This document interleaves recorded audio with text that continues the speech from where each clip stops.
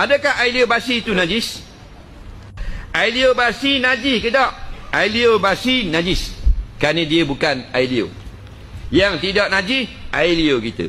Air liur kita mari di mana? Bawah lidah, akak lidah, bawah lidah kita ada satu lubang.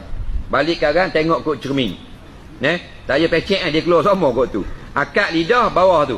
Nampak dia akan keluar slow untuk basahkan mulut. Kerana mulut kita kalau kering, rosak barang dalam mulut kita. Allah buat keluar air liur. Air liur basi bukan air liur, dia air perut. Mari mana? Dalam perut. Air liur basi keluar tak masa jogging?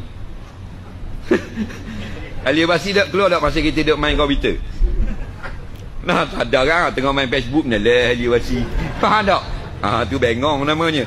Air liur basi ni terjadi, ulama buat kajian, bila kita rebahkan diri kita tidur.